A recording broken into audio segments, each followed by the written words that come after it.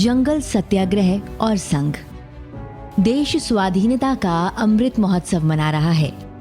स्वतंत्रता संग्राम में संघ का योगदान क्या है, इस वीडियो में हम इसका उत्तर ढूंढने और समझने का प्रयास करेंगे।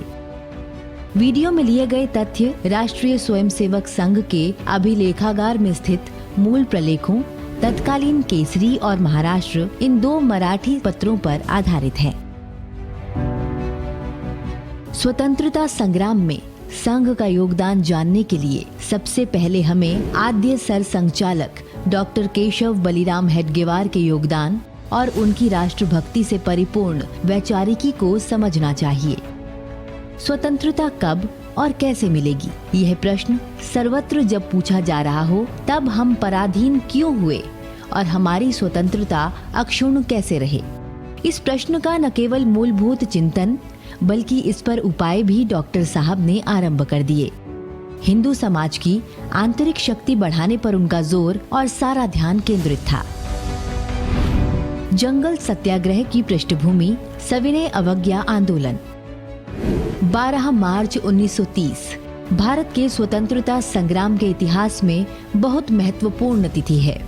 अंग्रेजों द्वारा बनाए नमक कानून को तोड़ने के लिए महात्मा गांधी ने इसी दिन दांडी यात्रा शुरू की थी।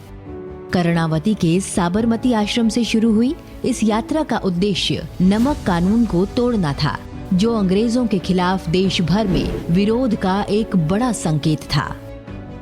24 दिनों में 241 मील की दूरी तय करते हुए गांधी जी और उनके साथ 79 सत्याग्रहियों ने 6 अप्रैल 1930 को दांडी के समुद्र किनारे पर चुटकी भर नमक उठाकर नमक कानून की अवज्ञा की। इस आंदोलन ने समस्त देशवासियों का ध्यान खींचा। अब देश भर में लोग कढ़ाइयों में समुद्र जल से नमक तैयार करने लगे। कानून की अवज्ञा करने के कारण देश भर में 60,000 लोगों को गिरफ्तार किया गया। इन दिनों संघ का कार्य मध्य प्रांत में ही प्रभावी हो पाया था। यहाँ नमक कानून के स्थान पर जंगल कानून तोड़कर सत्याग्रह करने का निश्चय हुआ। डॉक्टर केशव बलिराम हेडगेवार संघ के सरसंघ चालक का दायित्व डॉक्टर लक्ष्मण वासुदेव परांजपे को सौंप स्वयं अन्य स्वयंसेवकों समाजजनों के साथ सत्याग्रह करने गए।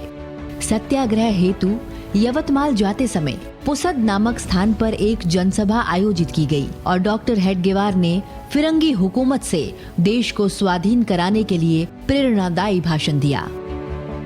ब्रिटिशों ने 1927 में इंडियन फॉरेस्ट एक्ट बनाया था, जो खासकर मध्य प्रांत और बरार के किसानों के लिए मारक साबित हुआ था।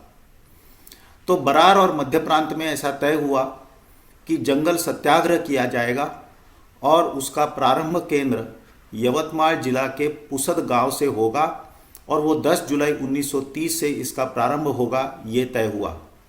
इसके पहले ही संघ के संस्थापक डॉक्टर हेडगेवार ने ये निश्चित किया था कि मैं इस जंगल सत्याग्रह में भाग लेने जाऊंगा। तो 20 जून 1930 को सभी संघ स्वयंसेवकों को लिखे पत्र में उन्होंने ये सूचित किया कि वे जंगल सत्याग्रह में भाग लेने जा रहे हैं और सरसंघ चालक पद का जो दायित्व है उनके स्थान पर डॉक्टर लक्ष्मण वासुदेव परांजपे ये वहन करेंगे। जंगल सत्याग्रह के चलते ही डॉक्टर हेडगेवार को 9 मास का सश्रम कारावास भी हुआ। यह जानना और समझना आवश्यक है कि देश को स्वतंत्रता किसी एक दल, एक परिवार, एक व्यक्ति, एक समुदाय विशेष के प्रयासों से नहीं बल्कि समूचे देशवासियों के संयुक्त प्रयासों से मिली है। स्वतंत्रता संग्राम की बलिवेदी पर आहुति देने वाले देशभक्तों की कतार बहुत बड़ी रही है। एक विशेष नैरेटिव के तहत एक परिवार और दल विशेष के योगदान की ही चर्चा होती है, जो कि अन्य स्वतंत्रता सेनानियों के साथ अन्याय है।